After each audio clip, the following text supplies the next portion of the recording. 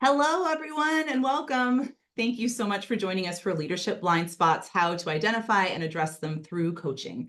I know your schedules are very busy like ours, so we really appreciate you taking the time to learn with us today.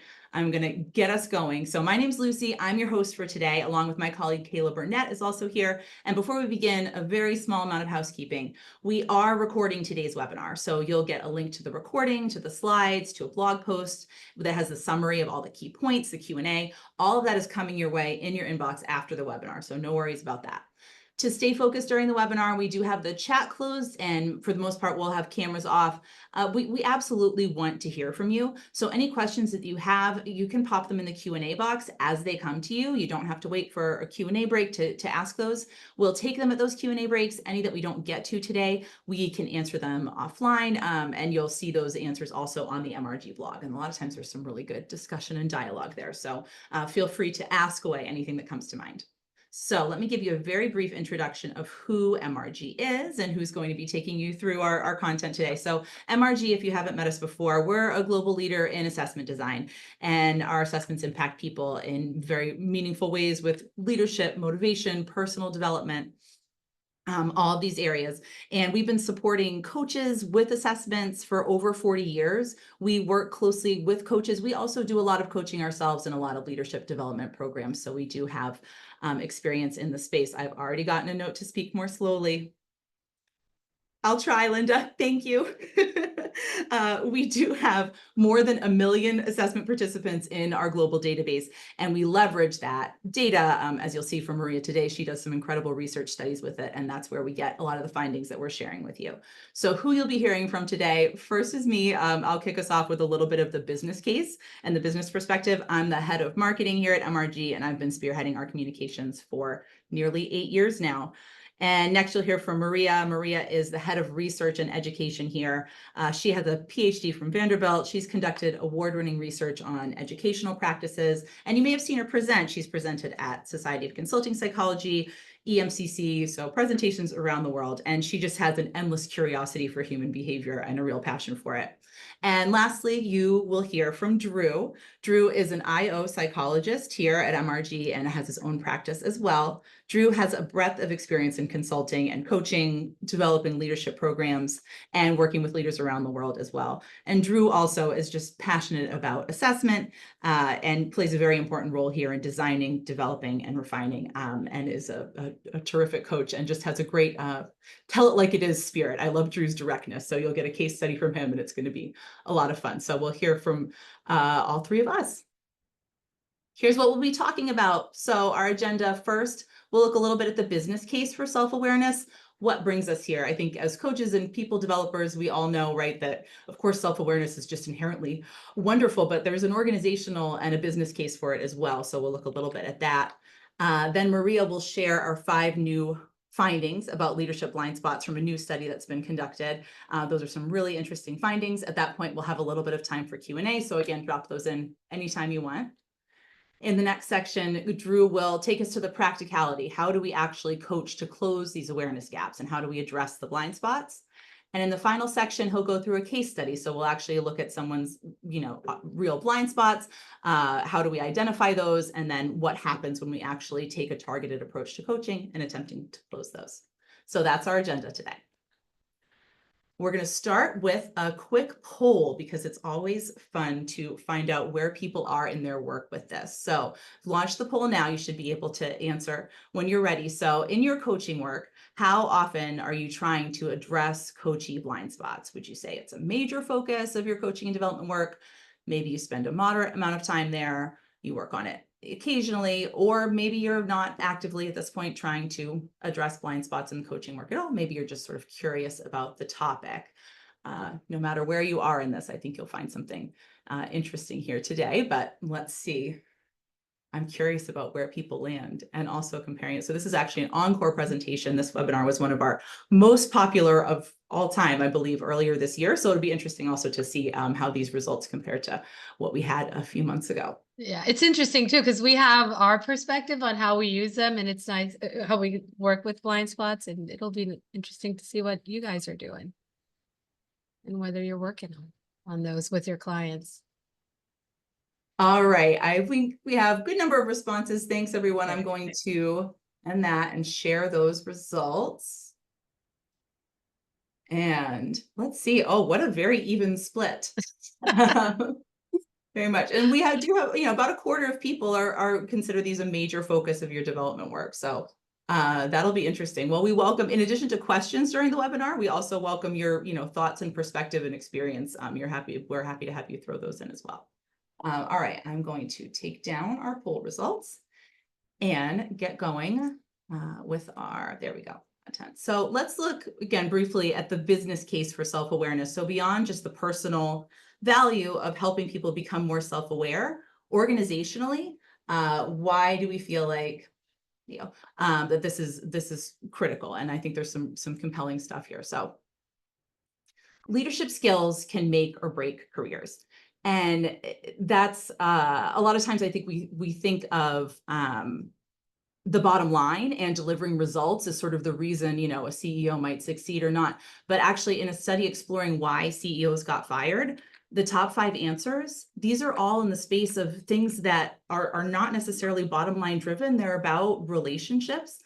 They're about, the way they interact with others. And they're things that somebody might not necessarily be able to see about themselves, right? It's not in black and white. It's not right there on paper. It's a little bit more related to how they lead, those leadership intangibles almost, right? So we know that they're critical to the success of a leader. And implementing relevant leadership training, it's a big challenge. Global spending on leadership training is as much as $350 billion a year. Now, there are a lot of different figures out there, a lot of different ways to calculate that, but that one is sort of in the middle of what's out there. So we know, and of course, many of you are part of this industry, we know it's very important. It's something people are investing a lot in, but 60 to 85% is projected to be scrap learning. So people are getting these learnings, but they are not then able to apply the learnings. So they're not, and of course, that's heartbreaking for us, right, as leadership development people, that you would go in and deliver this work and then it's not sticking. It's challenging to make leadership development sticky, even when organizations want to make it a priority.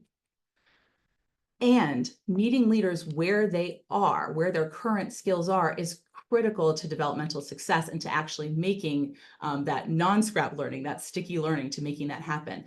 There's an interesting Harvard study where 70% of participants, so the vast majority, were ranking the compatibility of a program's with the existing knowledge of the employees as one of the most important factors for the program's success. So the way to make it sticky is not to say, hey, here's the definition of leadership and we're giving everybody, the same program, and no matter where you are, here's where you need to be. It's actually tailoring a program to where the employees are. That's how we make it sticky. Now, how do we find out where those employees are? Well, that's what we're going to get into later in the webinar. So there is, in addition to just wanting our coachees to be more self-aware, there's a really compelling organizational and business case for that. So with that, I will hand it off to Maria so she can share some of these findings. Thank you, Lucy, and thank you everyone for being here. So as Lucy just showed us, there's clearly a case for ensuring that leadership development aligns with the specific needs of the leader you're working with, right? And one essential step to that is helping them understand how they are being perceived. Right. And that's why we were interested in looking at blind spots. So let me share with you a little bit about our study and how we explored this idea of blind spots. So first things first, right? What are leadership blind spots? So at the very basic level, a leadership blind spot is any behavior where a leader's perception of themselves, of what they're doing, is different from how their colleagues perceive them, right? They think they're doing something to a certain degree and others are seeing them doing more or less of that thing, right? Of that behavior. And so that's the basic definition of a leadership blind spot. Now, for us, of course, how do we know there's a leadership blind spot? We look at data, right? We're data driven when it comes to research. And so we use a 360 behavioral assessment And with that, we can define a blind spot numerically, right? It is a dimension where a leader's self-score is different from their average observer score by 30 points or more on a 100-point scale. Okay, so it's an easy way to categorize differences in perception as blind spot or not a blind spot. So as you can see here, if the self-score is in blue, it's 70 for both of these examples, and the average observer score is in purple. We've got 60 in the example on top, 20 in the example in the bottom. There is alignment in that top one, right? 60, 70, pretty close, but 20/70, that is a blind spot, right? There's a big difference there, and it's definitely more than 30 points. So what we're seeing here is a leader who perceives themselves as engaging in a behavior a lot more frequently or emphasizing it a lot more than what others are experiencing when they're interacting with that leader. So that's the numerical, the operational definition of this. So let's see. What did we use to measure behavior? So we use the LEA 360, the Leadership Effectiveness Analysis 360, and this is a 360 assessment that measures 22 leadership behaviors from 4 different perspectives. That is the self or the leader, their boss, their peers, and their direct reports. So it's a fairly standard set of perspectives for a 360 assessment. Here's an example of how those questions are worded. So in the top, you can see a sample self-question. When I have set an objective, and then you have 3 options, right? Make it happen, follow it up, or explain it thoroughly. For the observer question, you see it's the same question, but the perspective changes, right? So rather than saying when I have set an objective, the question is set as when this person sets an objective, and then the respondent, that observer, has the same set of options, and they answer it in the same way. So these are behavioral measures. And the reason we use those is that they are easy to apply in practice. So they're easy to understand. These are overt actions. So people can see the leader engaging in them, right? These aren't things that necessarily happen internally. And because they are behavioral, everyone has a level of agreement as to what they mean. So when someone gets feedback on their behavior and they want to implement changes, it's easier for you as their coach or consultant to help them apply those changes, right? To put that feedback into practice. So as you can see here with this example, these behaviors are specific, right? They refer to things that people do in a specific set of circumstances. And very importantly, from the psychometric side of things, they are value neutral, right? So these 3 options are equally desirable when you look at them across a population, right? They're equally likely to be selected by a large group of people. So that means that when people select option A, B, or C, they're selecting it because it is the thing that they feel they're doing, or if they're an observer, that they have seen this leader do when they are in that situation. You will notice that this design is interesting, and it's a little different from most assessments out there. This is a semi-ipsative questionnaire design, and we use this because it makes it harder to game the assessment.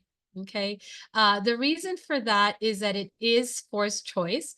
You have to pick one thing that is most like you or most like the person you are rating if you're the observer. And then you have to pick then one that's next like you or like that person. Okay. So it's forced choice in that way. But you also so in order to make that determination, you have to compare the options, right? And decide really, so compared to, make it happen, how much do I see this person doing, following it up or explaining it thoroughly? So you really have to think about the answer.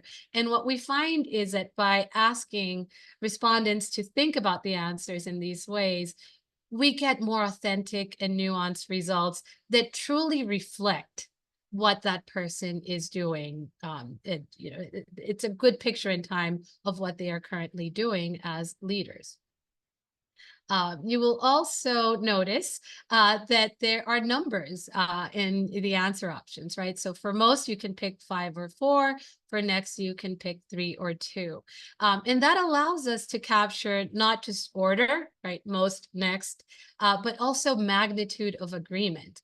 So for example, 2 people could say that make it happen is the thing that most describes what they do, but one person is really sure that this is, a great descriptor for them.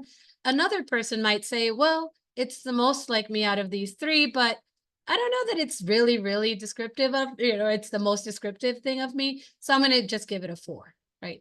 And so in that sense, it allows us to differentiate between those 2 individuals who might both pick the same option, but one feels it more strongly than the other one. Okay, so why measure behavior? Here are 4 things to understand about the measurement that we use in the LEA 360 and why we use it. First of all, behavior is descriptive, right? It measures what a leader is doing, right? What they're doing, what others are seeing them do, how they're being perceived. It does not tell us how well they are doing it. It's descriptive, it's not evaluative. And that has the advantage of being easier to accept the feedback. So when a leader gets their feedback and they see their behavior profile, they're not being told, well, you're better at this, than you are at that. No, it's really, these are the things that you seem to be engaging in right now as you go about your workday. It's scores are neutral, right? So a high score is not good, necessarily good. A low score is not necessarily bad, right? It just indicates level of emphasis, right? How frequently they are engaging in these behaviors. And whether it's good or bad is going to depend on context, right? Whether a score is an asset or a liability is going to depend on the goals of that individual, what's going on in their role and where they want to go next, and the organization within which they are working, culture, goals for the organization, and so on. So part of the feedback process is to help them make that determination, right? Is this 80 good? Is it bad? Is it an asset? Is it a liability? It's part of, it's going to need that conversation about what it is that person is trying to achieve and whether that behavior is helping them get to that point. Finally, behaviors are malleable. We can change behavior. They're not hardwired like personality traits, for example. And so that means that they can be changed, especially with the help of targeted development, right? So it's really useful feedback because it is something that a leader can do something about, something they can change and work on. Okay, so how we discover how perceptions differ between the self and observers. So you'll remember there are 2 questionnaires, a self questionnaire and an observer questionnaire. This is the same example that you saw before. For each of the 22 LEA behaviors, once we've collected all responses to the questionnaires, we're able to produce results, right? Feedback for that leader. So these are 2 of the LEA behaviors. And you can see here in blue, the self scores, and in green, yellow, and purple, observer scores, but average scores for each of the 3 observer groups: peers, boss, and direct reports. Okay. This is kind of zooming into the report. The full profile looks like this. So you can see all 22 behaviors on the left and score distribution for the groups on the right. And without looking at the details, you can absolutely see that there are some areas where there's more alignment and more agreement between the groups, and areas where there's a little less alignment, a little more spread in how this person is being perceived by themselves and by their observers. Okay, so calculating blind spots. This is relevant to the research. Okay, so this is how we calculated blind spots for this research. The first step was to calculate an average observer score on each behavioral dimension, right? So for every leader and every one of the 22 behaviors, we calculated an average observer score that that incorporated perceptions of all three observer groups. And all of the groups are equally weighted in that average. So boss, peer, and direct reports have equal influence on that average observer score. And of course, a self score is one score because it is what that person perceives themselves as doing. Now, to find blind spots, we simply calculated the difference between average observer score and self. And if the difference is 30 or greater, then that's categorized as a blind spot. If it's less than 30, then it is not a blind spot. It would be an area of alignment. Okay. We had data from almost 40,000 leaders from around the world. This is a little over 10 years of data, all management levels, but most of them were at the department manager level or higher. 70 plus countries, like truly a global study. Gender distribution, generation distribution can be seen here. All industries, we did not filter for that. And you can see there is a nice blend of work situations, so on-site, hybrid, and working remotely. And of course, for hybrid, it's as long as they're working 1 day remotely, that counts as hybrid. These are all self-reported as well. Okay, so are you guys ready? Here are the 5 new findings about leadership blind spots. Finding number 1, blind spots are common. These are normal. This is part of the human perception and a normal part of leadership. We found that leaders have an average of 7.6 blind spots out of the 22 LEA leadership behaviors. That's over a third of the behaviors. I mean, that's a lot of blind spots, right? It's definitely substantial. And it really highlights that need for leaders to really think about this if they are trying to increase their self-awareness with regard to how they are being perceived by others, right? So blind spots are common, leaders have them, and they don't just have a few in general. The graph you can see here is the distribution of the number of blind spots, and you can see percent of leaders from that group of almost 40,000 leaders on the left side. Okay, finding number 2. Now let's look at specific behaviors, right? What are the specific blind spots that we find? There are 3 blind spot behaviors where leaders are likely to overestimate how much they are engaging in a behavior, okay? So 3 that they overestimate. And again, that means leaders believe they are placing greater emphasis on these behaviors than what their observers are perceiving. Number 1, self. They tend to feel they're emphasizing working independently and making their own decisions more than what others are perceiving. They seem to feel they are placing greater emphasis on the tactical stuff, right? In being involved in the day-to-day, working fast, adapting quickly as things change. They tend to overestimate how much time they're spending delegating to others and leveraging help from them, while also giving them ownership of the work. So when we put it together, leaders are more likely to overestimate how often they make decisions independently, how often they seize opportunities and adapt to change, and how often they are delegating to others. Finding number 3 is kind of the other side of the coin, right? There are behaviors where leaders are likely to underestimate how much emphasis they are placing. And so this means, there we go. These are behaviors where they see themselves as doing less of them, emphasizing them less than what others are perceiving. And these are communication, or explaining things clearly and thoroughly, keeping others informed, maintaining those lines of communication open. They also tend to underestimate how much they are holding people accountable, making sure things get done, delivering on promises.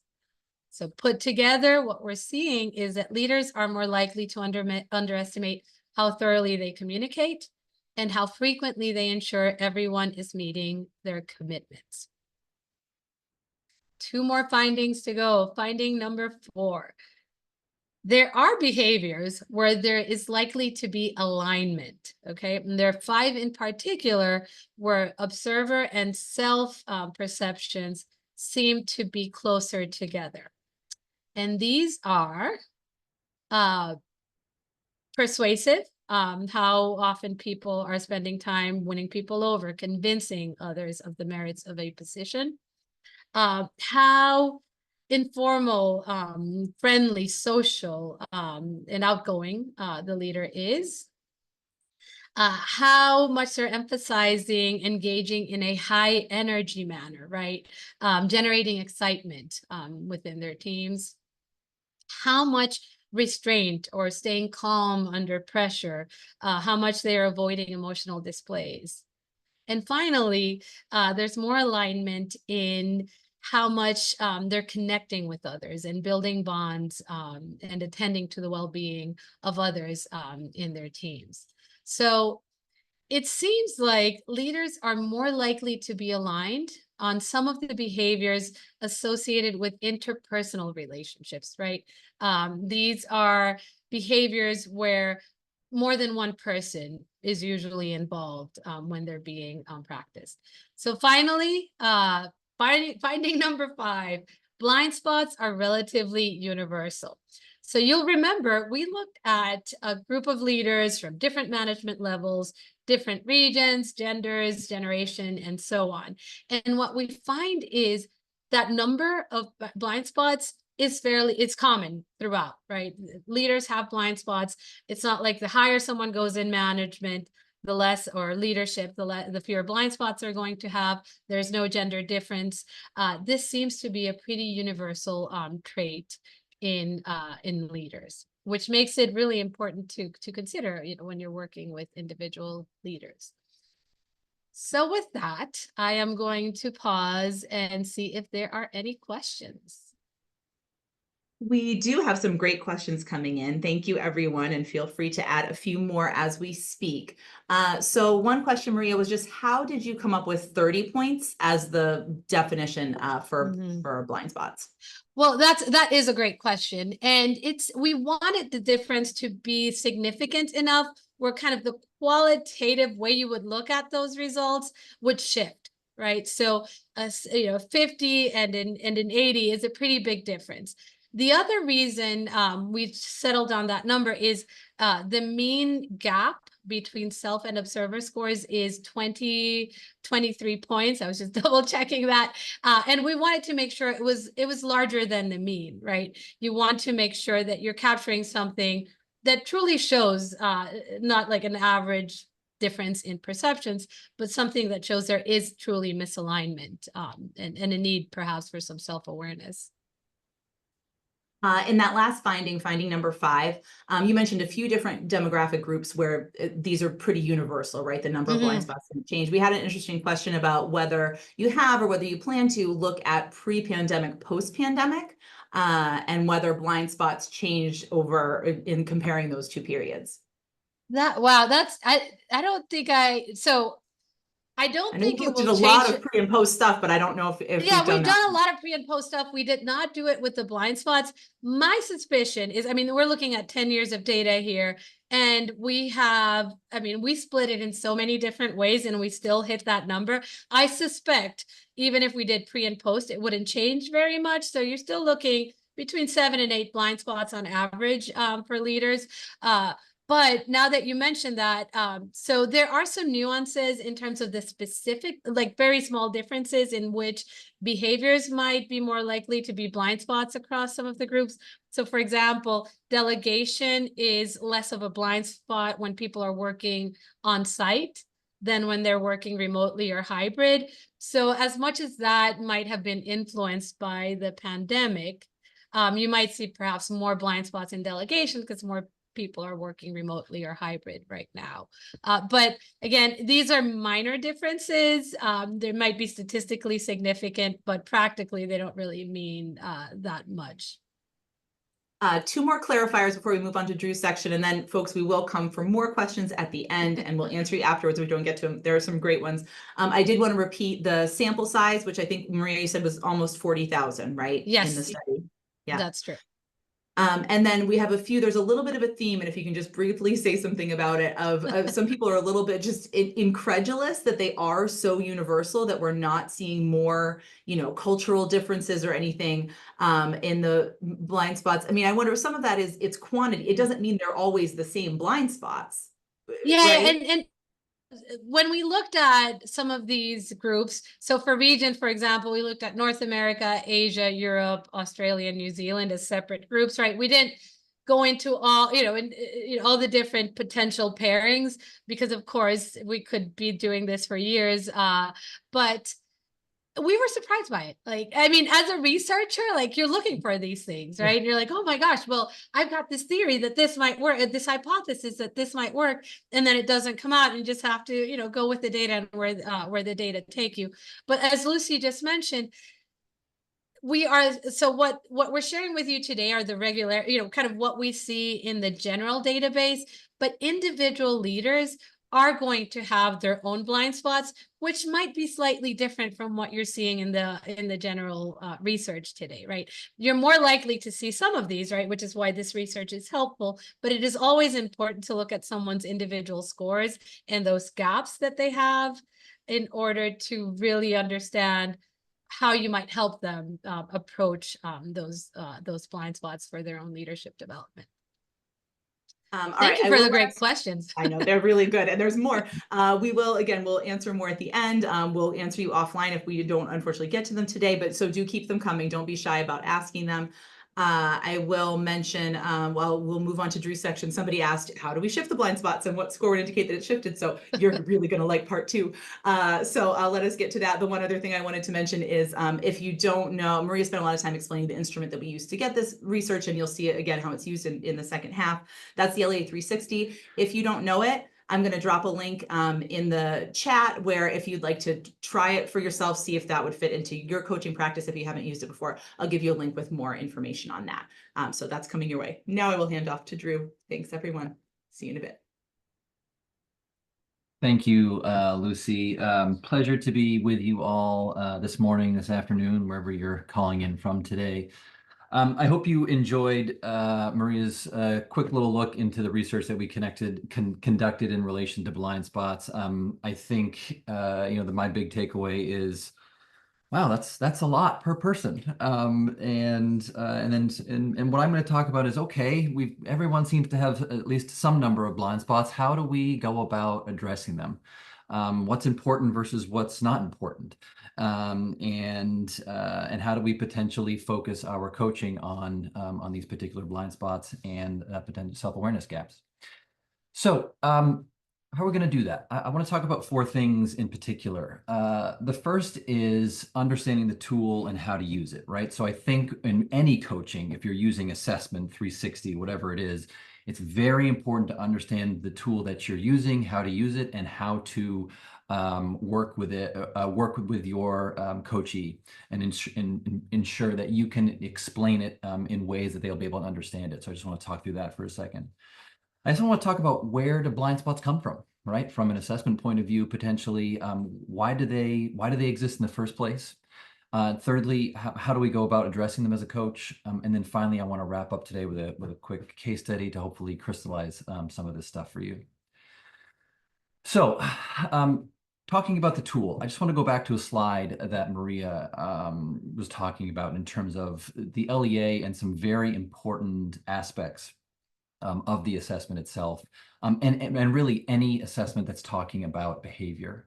And the two for me here that are really important are the fact that it is neutral and it's contextual, right? Because for me, when we're talking about blind spots, this is where they are. This is connected in a way, right? So first things first, it is, the LEA is an incredibly situationally heavy assessment, and you have to bring that into your interpretation.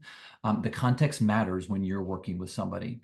And because of that, high scores aren't universally good and low scores aren't universally bad, right? This is the implication of the fact that context matters. In some situations, this behavior is great. In another situation, this behavior might be a lot less great, right? And so the context matters a ton in terms of how you work with people, but also in terms of what we're talking about here today. It matters in terms of blind spots, because they're not all equal, which is really what I want to focus on here in some ways as I work through this practical side of it. And then finally, I would just say, yes, the malleable thing is a big deal here. I think behavior is in its sweet spot when we come to development, because A, people don't really feel evaluated, which is lovely. And B, as Maria said, we do have a choice. Easier said than done sometimes, but we do have a choice. I can wake up tomorrow and say, I'm going to do a little bit more of this or a little bit less of that, and try and be intentional with my behavior. So the other thing that I just want to talk about here in relation to blind spots is the coaching work itself. Blind spots is one element of coaching. You can approach coaching in a lot of different ways. I think blind spots is a very functional and helpful way of addressing coaching, because I think it addresses a lot of things. The idea of using blind spots to increase self-awareness, I think, is really important. But how do you build that into just the coaching work in general? So for me, when I'm using the LEA, I think about it in 3 phases, right? When I'm working with somebody. And the first is just the interpretation, right? So the first phase for me when I'm working with any individual in the LEA is making sure they have their head wrapped around what the thing is telling them, right? What is the assessment versus what is it not? What do the behaviors mean beyond just the word itself? And ensuring that they really understand what the scores represent, right? How do they see themselves showing up as a professional and as a leader? And how is your boss, right, experiencing you as a professional and as a leader? And really making sure that they just have their head, again, wrapped around what the thing is telling them. Because if you can't get them there, then I think it's hard to do anything beyond that. And so the interpretation is just really important. I think the other thing here is making sure that you listen to your coachee about, again, what their context is, right? What is the situation and how might this play here versus play there? I think that's really important in terms of the interpretation, and it might also change your interpretation a little bit in terms of what you're going to be working on with the individual. The second is context, sort of what I just mentioned here a little bit. But okay, we've got the interpretation. We understand what the scores mean. Now we're into this phase of so what, right? And this is where you're really working with the coachee, in my opinion, about trying to decide what matters, and help them talk through what feels really important to them. What are they trying to achieve? And what feels as if that doesn't really bother me over there, but that over there really does. So the context is really trying to identify what is the developmental pathway. And again, using blind spots can be very critical here in terms of just making that decision. And then once you've made that decision, I think the bulk of the coaching is coming up with that action plan and then working on it, right? So I always like to say this is the practice, accountability part of coaching, where you've made the developmental decision about what you're going to be working on, and now what we have to do is practice the behavior change, right? And then the role of the coach, in my opinion, is hold them accountable to that change, right? What'd you try yesterday? What'd you try last week? How did it go? Did it go well? Did it not go well? Should we do that differently? You want to try that again? And this is really, in my opinion, the bulk of the coaching work, and using blind spots again as potentially the impetus for that developmental direction. Okay, so we've got this idea about what the assessment is, what we're talking about, what the coaching work is in general. Where do blind spots come from? And really, I want to talk about this from again, an assessment point of view, in terms of how does a person see themselves as a leader and professional, and again, how are they being experienced? So when you're using a 360, there really, in my opinion, are two fundamentally different types of scores, two different types of scores. There's the self score, and then there is the observer score, right? So the self score is how does the individual themselves see themselves showing up as a leader and as a professional, and the observer score is how do their bosses or boss, peer, and direct reports experience them as a leader and as a professional. And there's a difference about what goes into a self score versus what goes into an observer score. And the big distinction here for me is a couple of things. But with the self score, you have to remember this is internal and external. So the big difference with a self score is the leader has the luxury of knowing all of the leadership that they do in their head, right? If this is an individual who does a lot of internal processing or a lot of internal thinking, then that goes into their assessment taking process. And it goes into how they feel like they are showing up, again, as a leader and as a professional. I always tell people, if you do all of your strategic thinking at the breakfast table, then but you don't bring it to work, then I truly believe you're a strategic person, but you might not be a strategic leader, right? Because when we move over to the observer score, you have to think about this is only what the individual makes observable, right? People can only rate others on what they see, on what they experience. And so there is a really big distinction between this the self score and the observer score. And I think it plays a really big role in blind spots in terms of how does the person feel as if they're showing up, and if there's a lot of internal stuff going on, and they're not making it observable, I think it can lead to a blind spot. When you go back to some of those behaviors that Maria showed you, there's some things about those behaviors that are quite internal. Self, as an example. Do I feel like I make a lot of independent decisions day in and day out? I do. Do people see those decisions? They might not.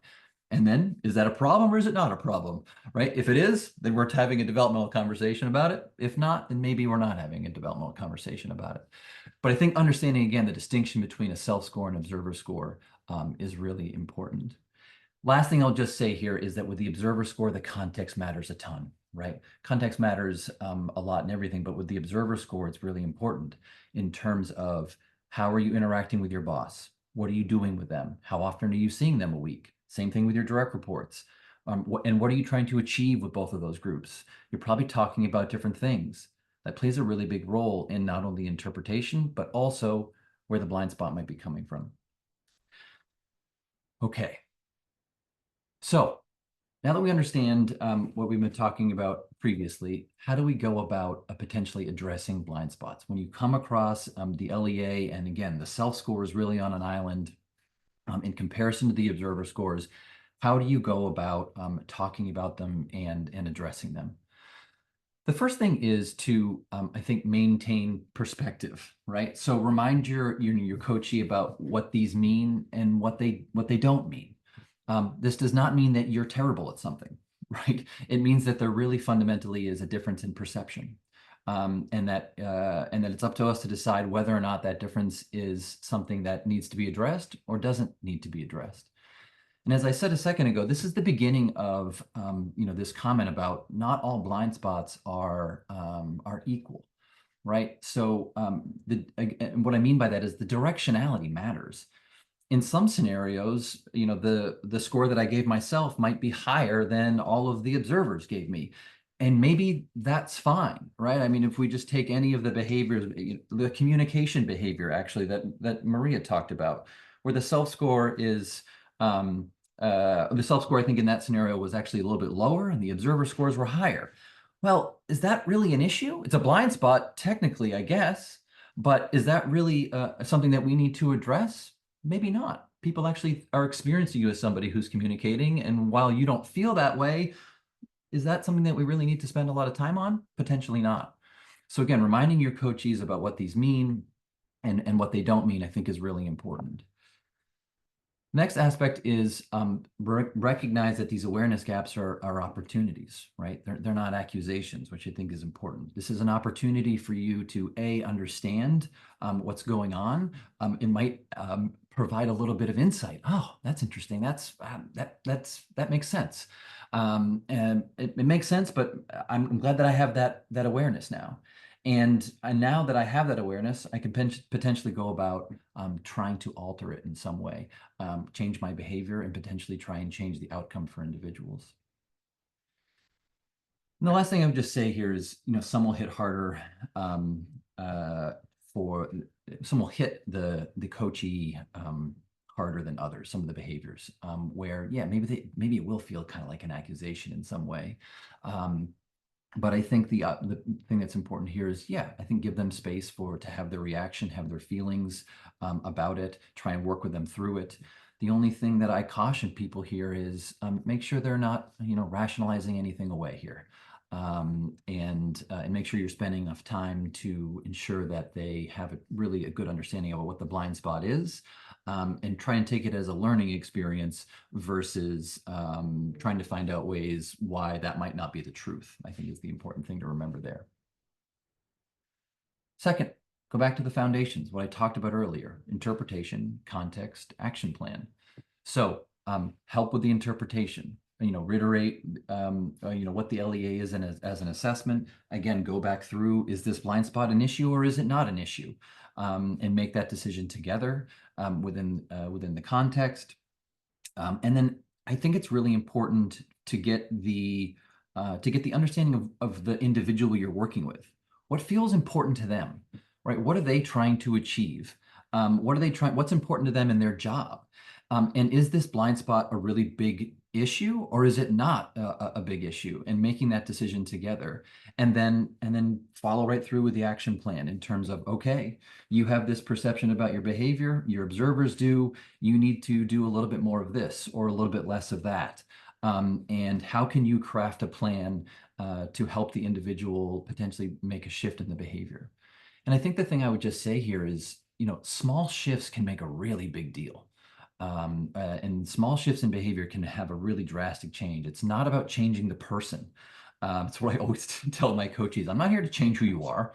I'm just here to round the edges a little bit potentially, and have you do something a little bit different over here or a little bit different over there. And it can have a really big impact on how you are really experienced as a leader. And then finally, leverage the resources and input to make meaningful action. So first things first here, I think one of the things that I love about the LEA or any, I think 360 piece of work with somebody is it creates the opportunity for them to go and have conversations with people, right? It gives them something specific to potentially have a conversation about, and potentially really nail down what is going on between them as the leader and their direct report or their peer or their boss, whatever it might be. And to have a more specific conversation about it, right? I did that 360 and it came across that you're not experiencing me this way. That was interesting to me. Do you need more from me there, less from me there? Can we just have a quick conversation about that? Get the context. Why did the person potentially feel that way? And how can we go about trying to change the experience to work more successfully together? I think the specificity within that conversation is wildly valuable, and a 360 can lead to it. The other is leverage all the resources that come with the assessment. Us here at MRG with the LEA, we give away a lot. I will tell you in terms of resources for free. It's just it's part of the assessment, and there's a myriad of recommendations in terms of how to potentially demonstrate more or less of a behavior to try and calibrate yourself as a leader and as a professional. And then finally, be intentional and accountable, right? I think a lot of this is up to the coach, at least while you're working with the individual, holding them accountable for the potential behavior change, hold them accountable for really understanding what the blind spot is, and really making sure that change is something that they are attacking head on. All right. So last thing I'm going to do for you here is just talk about a quick case study. So let's talk about Robin. She's Director of Customer Experience at a tech company. She's been at the organization 9 years and has been in her new role less than a year.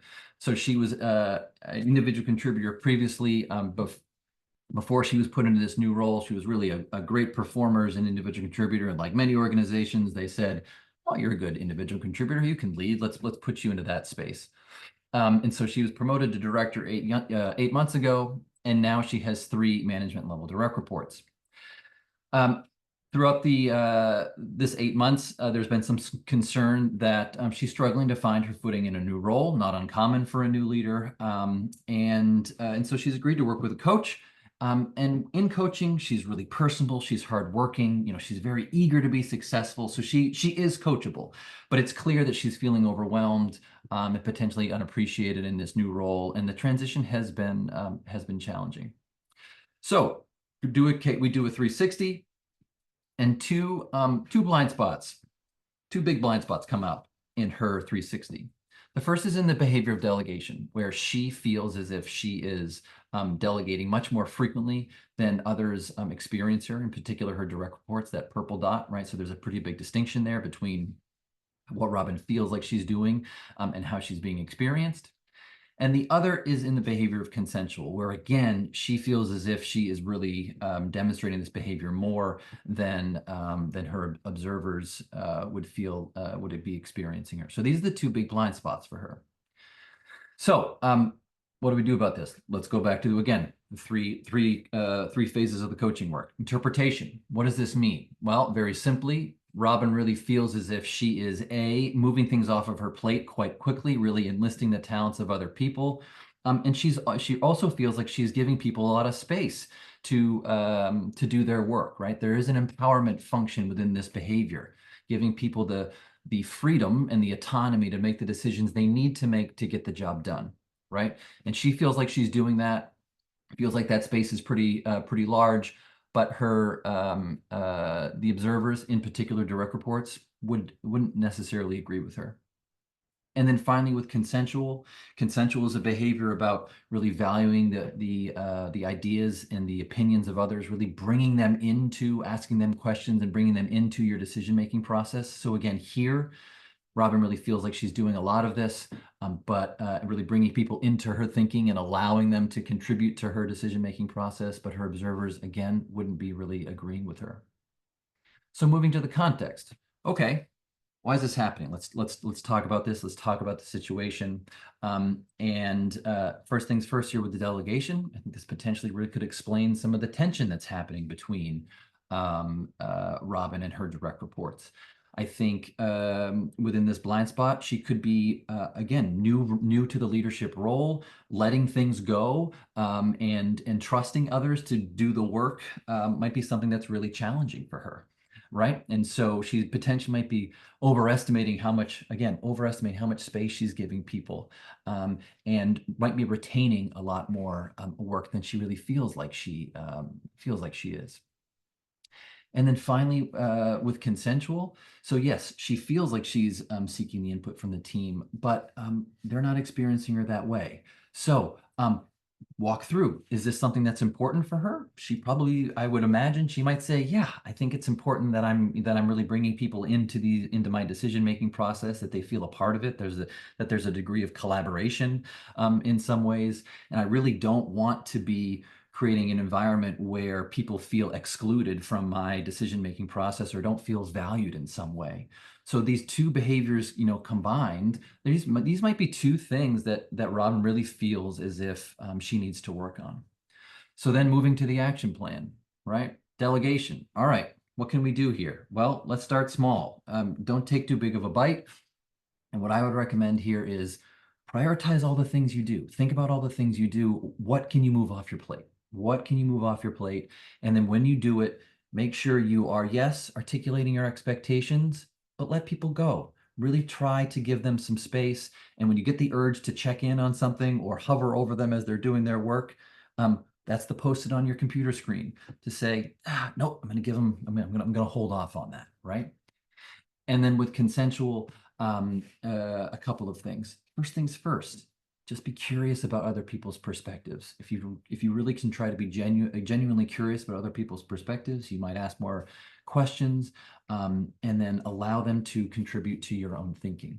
And then finally, show appreciation. Show appreciation for their efforts, but also show appreciation for their brains, right? Comment on the fact that was a great idea. Thank you for bringing that up, and demonstrate that there is really a value, or that you're valuing what they are bringing to the table from a decision and intellectual point of view.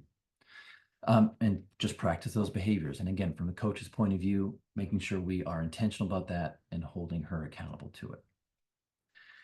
So just wrapping up here, what are leadership blind spots? Well, very simply, I think there are opportunities to find greater self-awareness, right? No, I don't think they are all created equal. And yes, I think you have to address them one by one to determine what's worthy of sort of concern, and we should be working on that versus not. But I think blind spots are a really functional and great way to increase somebody's self-awareness, and at the end of the day, hopefully improve their leadership effectiveness.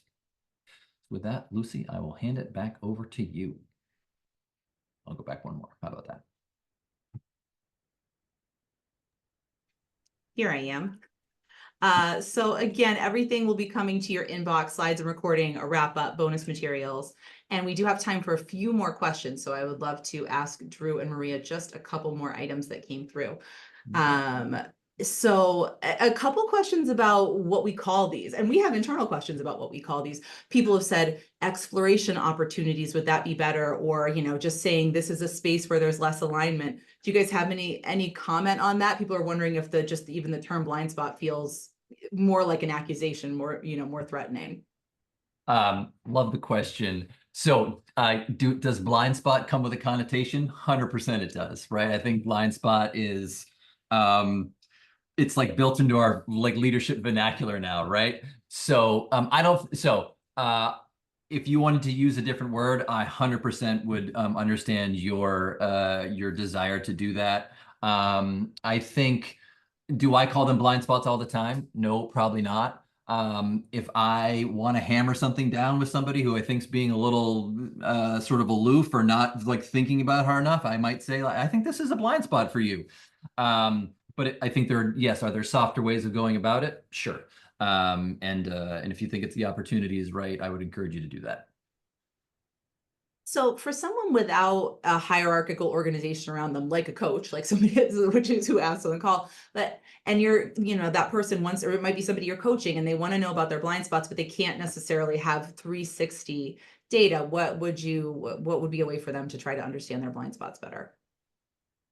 Well, so with many assessments, you don't have to do a full 360, right? So you could choose to only get feedback from a particular group, direct reports or your peers or whatever it might be. I think without an assessment, in some ways, it is a little challenging. As a coach, you potentially could go the qualitative route, where you are trying to gather information and sort of cull it all together to understand where the individual's blind spots may be. But going back to some of what I was saying about really understanding internally what's going on for a person, I think without an assessment that can be challenging in some ways. Positively, if you go and have qualitative conversations with people, I think they might, if they are, they might be able to give you some insight into what they feel the individual's blind spots may be. But then again, you might be excluding the person you're working with and their opinion about it. So no perfect way, a couple different ways of going about it, but that's what I would say. And one thing I would add too is with the LEA and other assessments, the question isn't being asked directly, like, is this person delegating, right? It does provide different contexts and different situations in which that behavior might emerge. So you might get a fuller picture by doing it with an assessment than, asking them directly. Since we're almost at the end of the hour, I'm going to let folks go. We have a few more unanswered questions in the chat, and we will get to those. We'll get to you personally, and those will appear also in our blog. We'll answer the extra Q&A, and those are always a lot of fun. I put a link for our next free webinar in the chat. That's coming up, and that's going to be about motivation, which is a really just a great topic that we love exploring here at MRG. And there's also, if you look in the chat, there is a link to try the LEA 360 if you're not familiar with the instrument and you're curious about it, want to know how it might fit into your practice. We welcome you to do that. Our friend Kayla will get in touch with you if you just fill out that form. So that's all we have. If you have any last minute things to drop in the Q&A, feel free. Otherwise, please, go ahead and reach out to us. We really do love connecting, and we appreciate your time and your thoughtful questions so much today. It's really been a pleasure to be with you, and we hope to see you next time. Thank you so much. Thank you, everyone.